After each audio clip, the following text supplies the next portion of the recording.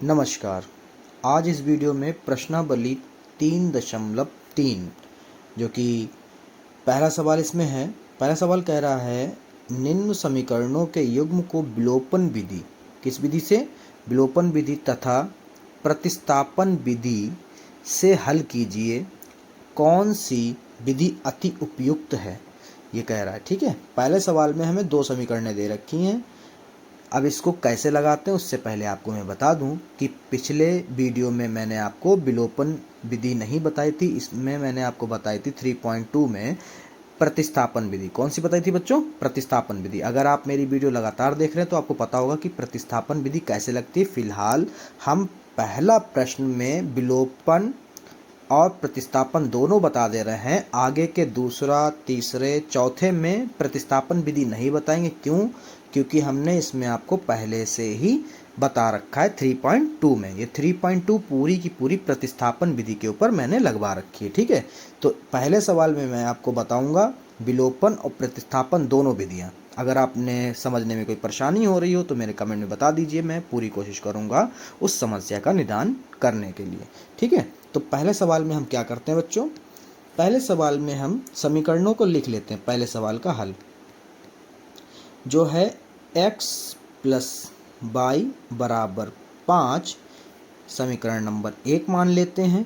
दूसरी समीकरण है 2x माइनस 3y बराबर 4, इसको मान लेते हैं समीकरण नंबर 2। अब यहाँ पर हम पहले विलोपन लगाएंगे। ठीक है, तो यहाँ पे लिख लीजिए विलोपन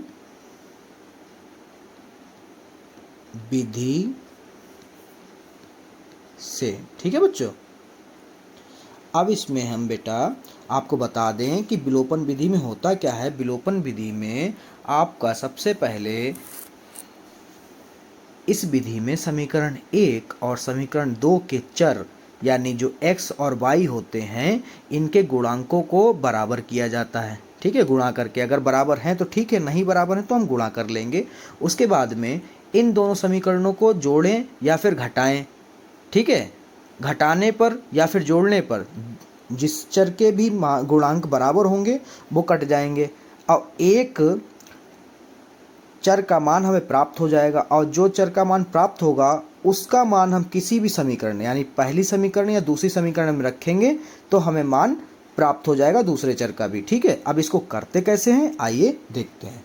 यहाँ पे लिखेंगे, देखिए पहले तो आपको एक बात हम समझा दें कि बच्चों यहाँ पर हमारा पहली समीकरण में x जो है अकेला है और दूसरी समीकरण में x जो है 2 हैं। तो यहाँ पर क्या करते हैं, पहली वाली समीकरण में 2 से गुणा कर देते हैं। ठीक है, और दूसरी वाली समीकरण में 1 से गुणा कर देते हैं। कैसे करते हैं आइए देखिए। तो यहाँ पे लिखेंगे हम सबसे पहले समीकरण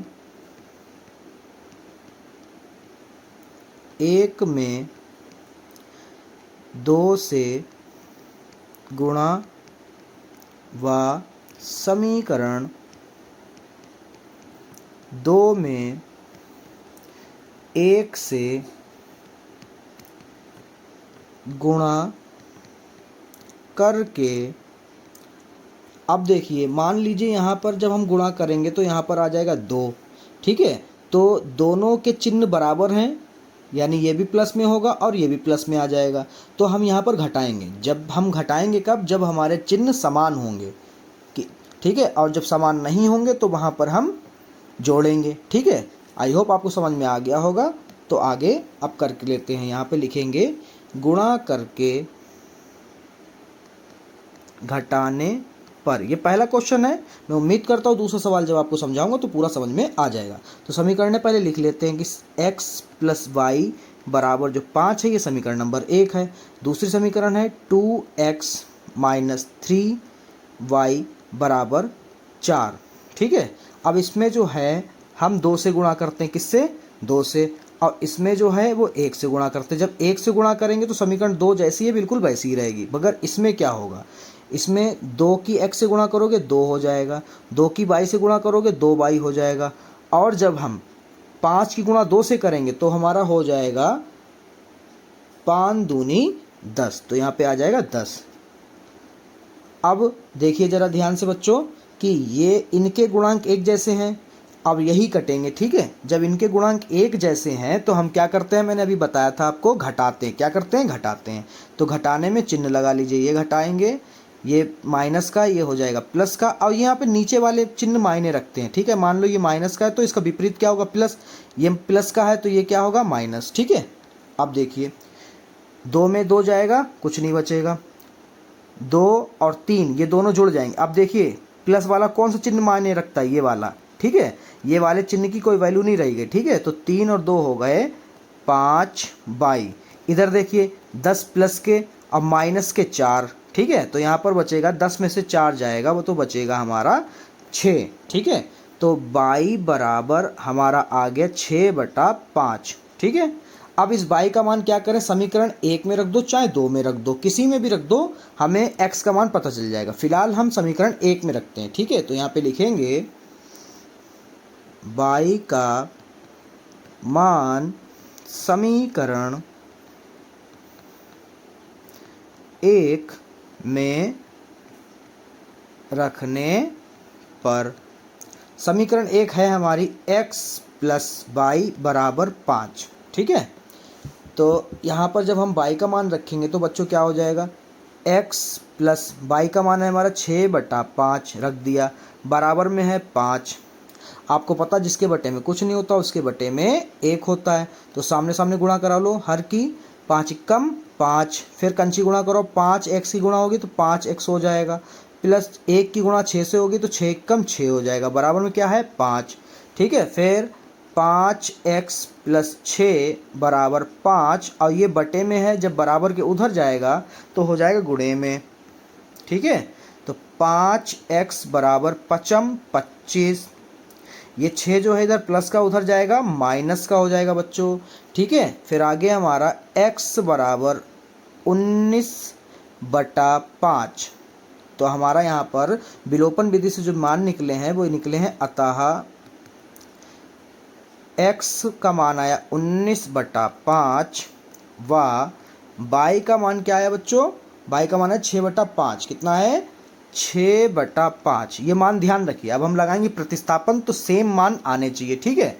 तो यहाँ पे लिखेंगे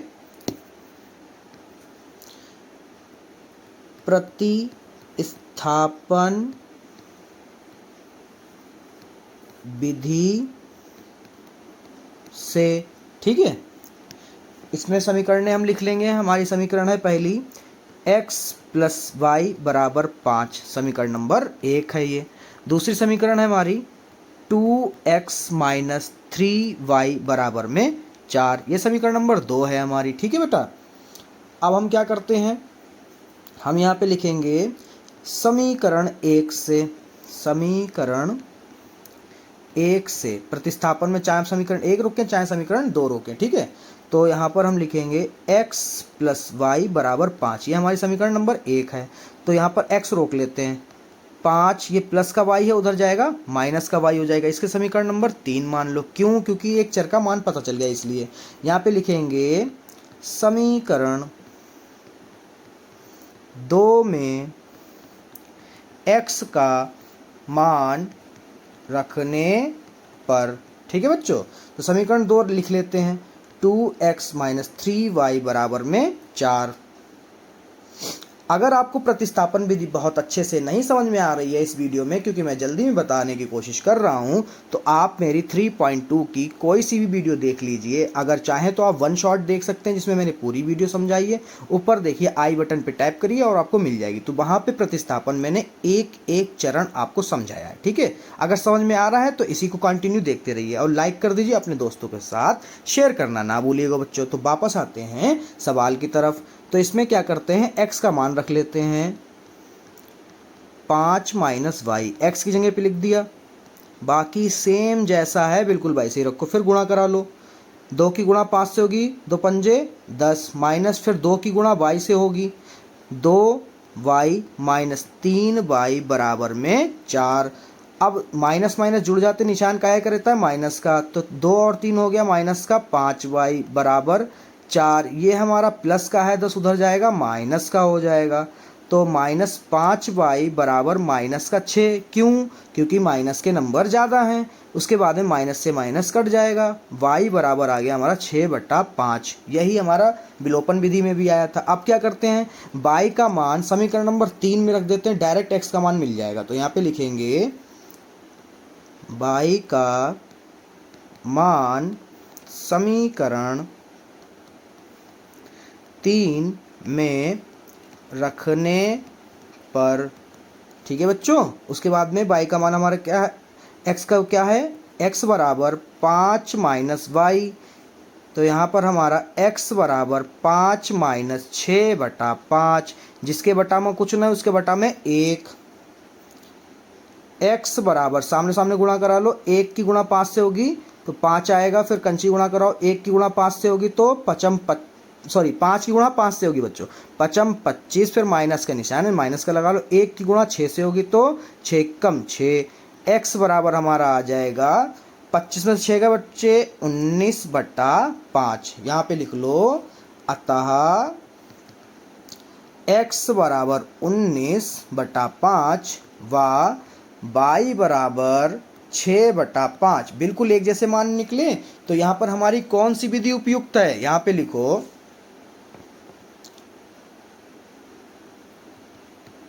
अतः विलोपन विधि अधिक उपयुक्त है। हमें तो उपयुक्त लगी है विलोपन विधि, आपको जो उपयुक्त लगे वो आप लिख लीजिएगा, ठीक है बच्चों। सवाल नंबर 2 पे चलते हैं। उसमें मैं प्रतिस्थापन नहीं बताऊंगा, उसमें सिर्फ और सिर्फ विलोपन बताऊंगा, ठीक है बच्चों। तो चलते हैं सवाल नंबर 2 की तरफ।